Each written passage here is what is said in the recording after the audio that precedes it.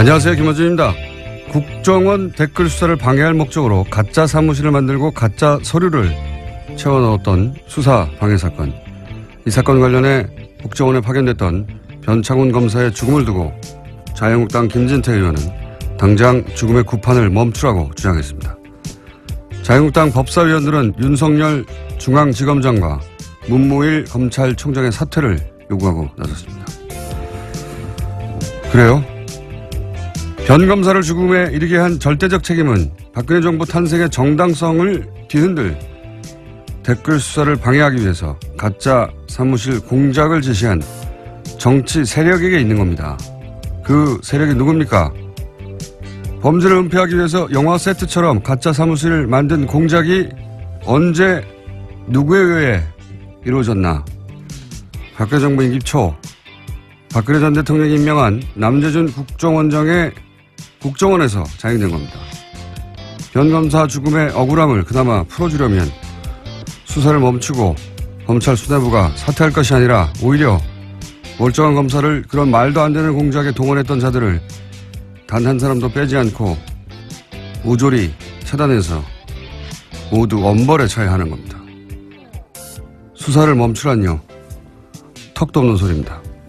김어준 생각이었습니다.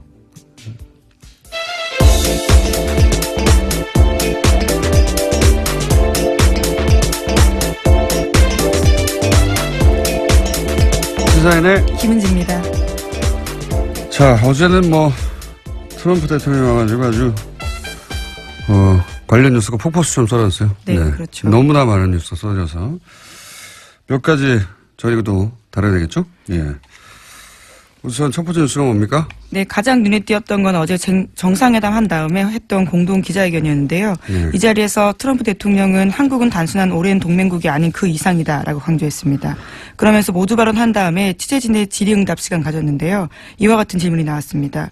코리아 패싱이 불식됐냐라는 질문이 있었는데요. 이에 대해서 트럼프 대통령은 한국은 내게 굉장히 중요한 나라라면서 한국을 지나치는 일은 없을 것이다라는 점을 바로 말해줄 수 있다라고 답했습니다. 그러니까 소위 코리아 패싱 논란에 대해서 선을 그은 겁니다. 예, 이렇게 말을 하겠죠. 예. 뭐라고 합니까? 여기다 대놓고. 예. 물론 이 코리아 패싱이라는 단어 자체가 일본 언론이 처음 시작한 건데, 예. 여기 대해서 이제 야당도 이걸 가지고 오랫동안 공격해 왔죠. 예. 거기 그런 얘기에 이제 중지부를 찍었다는 점에서 의미가 있는 건데, 예. 그 이상의 의미는 없어요.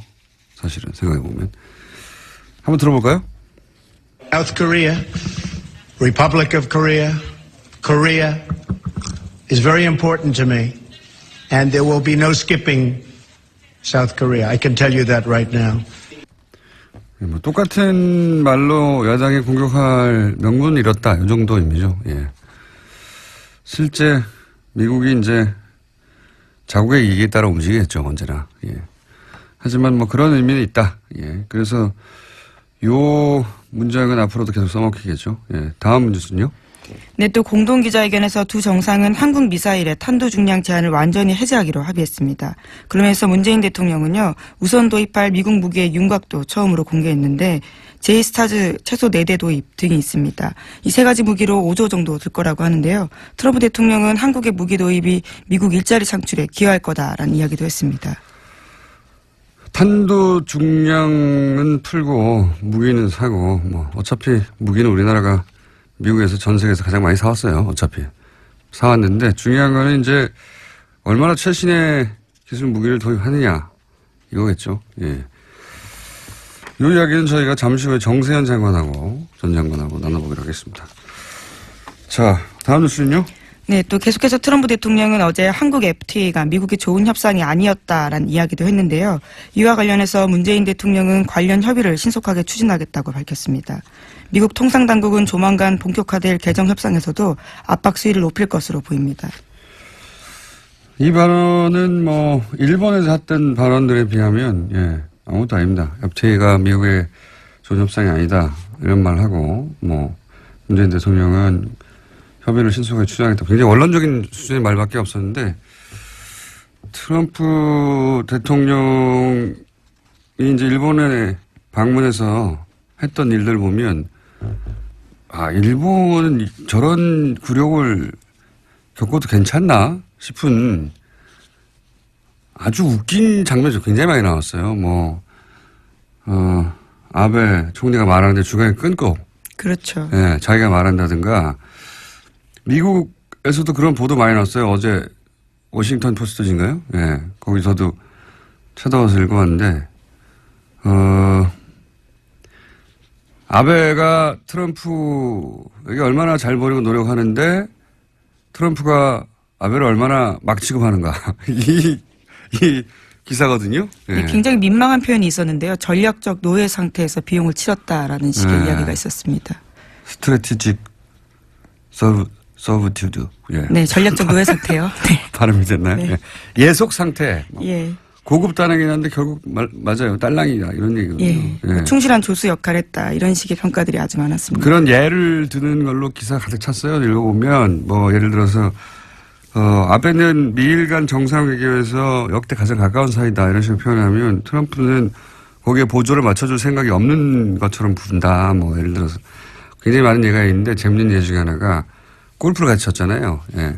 골프에서도 웃긴 장면 나왔었는데 골프를 같이 쳤는데 모자를 썼을 거 아닙니까? 예, 골프 그렇죠. 모자에다가 이제 쓰고 나서 둘이 각자 모자에 사인을 하는데 트럼프는 모자 챙 한가운데. 너무 크게 썼죠. 한가운데 자기 이름을 크게 써버리는 거예요. 그러면 아베는 쓸 데가 없잖아요. 옆에 귀퉁이도 조그맣게 쓰는 거예요. 사진 봤는데 정말 웃깁니다. 기사 제목 자체가 트럼프의 충실한 조수 역할을 하고 있다. 로얄 사이드킥 그렇게 표현을 했고요. 하여튼 기사 자체를 보면 이거 너무 이 기사 보면 일본인들은 정말 아베 정부를 규탄할 것 같다 싶은데 그런 마음이 일본에서 안 나오고 있습니다. 하여튼 접대해봐야 소용없다. 트럼프는 그냥 실무적이고 제대로 격식만 갖춰져서 대접하면 된다. 정확하게 필요한 거 계산해서 주고받는다. 이런 겁니다. 하여튼 관련해서 미국 언론에서도 트럼프가 한국에 가서는 톤다운 했다 이런 얘기가 나오죠. 예, 물론 오늘까지 일정이 있기 때문에 아직은 봐야 되겠지만요. 이제까지의 말폭탄을 터뜨렸던 전례에 비하면 어제 한미 정상회담 결과에 대해서는 미국 언론도 트럼프가 매우 자제했다라는 평가 내놓고 있습니다. 오늘 국회 연설만 넘어가면 폭탄은 터뜨리지 않고 갈 것 같아요. 개인적으로 관련 뉴스가 많은데 이 정도 하죠. 중요한 건 이 정도인 것 같은데 개인적으로 흥미로웠던 장면 두 가지. 하나는 친박단체 트럼프 방문에 한미 정상회담에 기여했어요. 성조기와 태극기를 같이 흔들었죠. 네, 박근혜를 외쳤다고 하긴 하는데 어차피 트럼프 한국말 모르니까 자기가 환영한 줄 알겠죠. 굉장히 기이한 방식으로 한미 정상회담을 친박단체가 도왔다. 두 번째 제가 흥미로웠던 장면은 기사를 보다가 왜 박효신 씨의 야생화인가 이거 궁금하지 않으셨어요? 예, 환영 만찬에 불렀던 노래죠. 그래서 제가 기사를 찾아봤더니 어려운 상황에서 양국 관계를 아름답게 발전시키자 그런 의미를 담았다는 거예요. 이게 무슨 소린가 개뿔 이런 생각이 들어서 제가 정화대 관계자한테 연락해가지고 이게 무슨 소리냐 왜냐 그랬더니 바쁘다고 딸랑 얘기한 게 가사를 음미하면 알 수 있다는 거예요. 그래서 음미를 해봐야 되고요. 북핵과 한미 외교가 걸린 중요한 가사거든요. 그래서 제가 가사를 음미하고 잠시 저희 해석을 제가 이게 첫 가사가 이거예요. 하얗게 피어난 오름꽃 하나가 오름꽃 하나가 달가운 바람에 얼굴을 내밀어. 무슨 뜻인 것 같습니까? 제가 이렇게 쭉 음미를 하다 보니까 한 몇십 번 들었거든요. 그렇게까지 공을 들여서. 왜냐하면 이게 중요한 노래라고 하니까 가사를 음미하면. 하얗게 백인입니다. 트럼프예요. 그러니까 개인적인 다 해석이신 거잖아요. 그렇죠? 작사가는 전혀 의도하지 않았던. 그런 거는 물어볼 시간이 없을 거예요. 그분은 어제 공연했기 때문에. 하얗게 백인 트럼프. 피어난 얼음꽃, 피어난 버짐입니다. 겨울에 하얗게 핀 버짐. 낮은 지질 북핵 문제, 피부 트러블이 생긴 거죠. 그 다음에 이제 달이 뭡니까? 문재인 대통령 아닙니까? 별명? 예. 의문의 여지가 없죠, 달. 가운. 의사들이 입는 옷이죠, 가운. 너무 심하신 것 같은데요, 지금. 거기에 그렇게. 그래서 문재인 대통령이 가운을 입자 버짐 치료를 해서 얼굴을 내밀어. 예.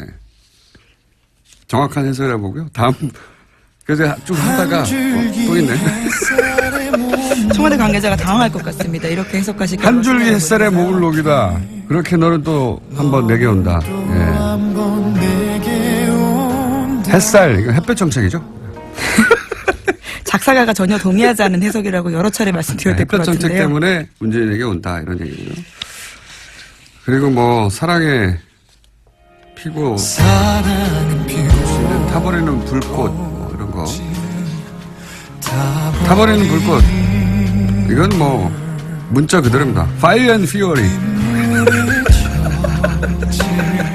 네, 화염과 불꽃에 대해서 이야기했습니다. 꺼지는 거죠. Fire and Fury가 여기 와가지고.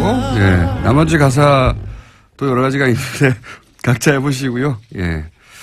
굉장히 좀 어려운 대목이 하나 나와요. 요거만 제가 서비스 하나만 더 하면은, 메말라가는,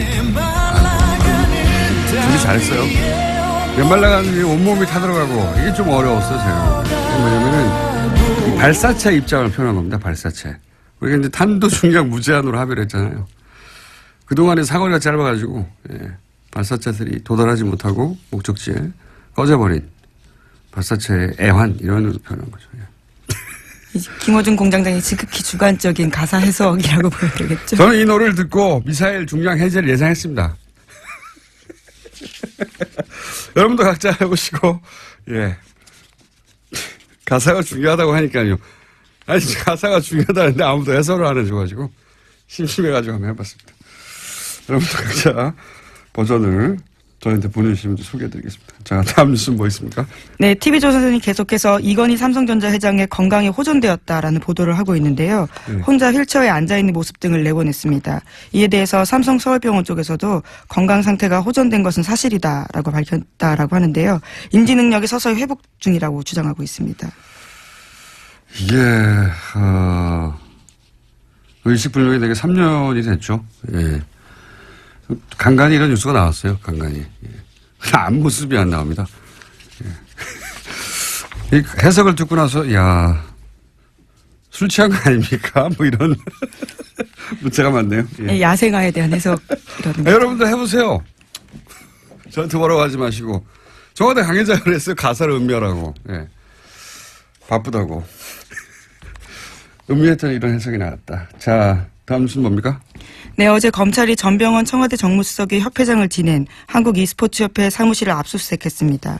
관련해서 검찰은 전 수석의 국회의원 시절 보좌진이었던 윤모 전 비서관 등 3명을 협회 자금을 횡령한 혐의 등으로 체포했는데요. 전 수석은 이번 사건과 관련해서 어떠한 불법 행위에도 관여한 바가 없다면서 참으로 어처구니 없는 심정이다라고 주장했습니다. 자, 저희 방송에도 출연하셨던 분인데, 예.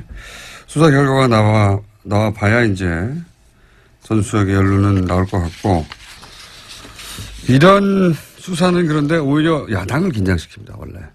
예.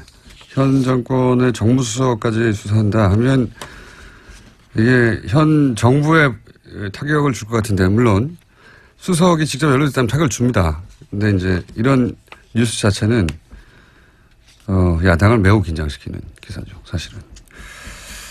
자, 다음 뉴스는요? 예, 안철수 국민의당 대표가 당내에서 자신을 향해 나오는 비판과 책임론에 대해서 모든 투덜거리면 답할 필요가 없다라고 밝혔는데요. 예, 관련해서 어제 뉴스공장에서도 유성엽 의원이 나왔었는데 여러 가지 자신의 입장을 밝혔습니다. 어제 만찬에 초대됐던 정당의 대표들 중에 두 분이 못 갔죠? 예. 네, 주호영 원내대표랑요, 또 안철수 국민의당 대표가 각각 무슨 이유죠? 하나는 예, 안철수 대표 같은 경우에 지금 외국에 예. 있었고요. 안철수 대표는 일정 통보를 늦게 받았다, 뭐 그런 얘기했던 것 같아요, 그죠? 예. 네. 안철수 대표는 그리고 이제 도착하자마자 수도권 3중 방어망 뭐 이런 얘기 했죠. 그래서 제가 아마 이스라엘 아이언돔을 의미하는 것 같은데, 저 국제 분쟁에 관심이 많아서 이 아이언돔에 대해서는 좀 알거든요. 그래서 이제 그럼 아이언돔 알아보러 갔나 보다 하고 일정을 찾아봤더니 에어로스페이스 인더스트리 회사를 갔어요. 예. 여기는 아이언돔 개발사가 아닙니다. 아이언돔을 라파엘이라는 회사에서 개발했고요. 예, 에어로스페이스는 입찰 경쟁에서 라파엘에서 졌어요. 예. 개발은 라파엘이 했다는 걸 좀 알려드리고요. 그리고 아이언돔 자체가 사실은 가자지구 하마스가 쏘는 단가가 몇십만 원짜리 집에서 조잡하게 만든 로켓을 상대하는 거거든요. 예, 탄도탄 상대하는 게 아니고 우리한테 안 맞습니다. 그리고 그 조잡한 로켓도 아이언돔이 제대로 방어를 못했다고 이스라엘 내에서 양심선언 같은 거 많았어요. 모티 셰퍼 뭐 이런 과학자가 라파엘에 근무하던 과학자거든요. 작동 안 한다고. 예. 미국 MIT 유명한 포스덜 교수도 아이언돔 작동 안 한다고 비판했었죠. 예. 저희랑 인터뷰 한번 했었는데 포스덜 교수 한번 인터뷰해야겠네요. 아이언돔 작동하는가. 약간 두 양반이 못 갔다. 예, 예. 그런 경우가 그렇게 뭐 많지 않거든요. 정당의 대표가 미국 대통령 정도 방문하면 만찬에 거의 100% 참석하는데 두 분이나 못 갔어요. 예, 특이한 경우입니다. 자, 다음 뉴스는요. 네, 지난해 미국 대선 당시 트럼프 캠프와 러시아 간 내통 의혹을 수사하고 있는 로버트 뮬러 특검이요. 이번에 최소 9명 정도를 집중적으로 조사하고 있다고 워싱턴 포스트가 보도했습니다. 여기에는 도널드 트럼프 주니어, 또 사위인 제널드 큐시너 백악관 선임 고문 같은 사람들의 이름이 올라가 있습니다. 이거는 트럼프 대통령을 굉장히 긴장시킬 것 같습니다. 왜냐하면 여기 큰아들하고 첫 번째 사위가 연루됐잖아요. 예. 두 사람 다 지금, 청와대가 아니죠. 백악관에서 굉장히 중요한 역할을 맡고 있고, 게다가, 또 포함된 사람이 트럼프 그룹, 자기 회사죠. 그렇죠. 최측근이라고 할 수 있는 사람들입니다. 트럼프 그룹의 부회장이었던 변호사 있거든요. 마이클 코언, 예. 그거 어떻게 딱딱 말해줍니까? 네. 하여튼 자기 측근 인사들이 이제 대거 포함돼요. 여기서 가족들이나 부회장이 또 연루된 걸로 나오면 이건 이제 전국이 어떻게 될지 모릅니다. 이거 최순실 게이트가 그랬듯이 주변부로부터 다가오는 건데 미국 특검 안 봐주거든요. 예. 어떻게 될지. 그런 뉴스도 나왔습니다. 자, 오늘 여기까지 해야 되겠습니다. 사인의 김은지였습니다. 감사합니다.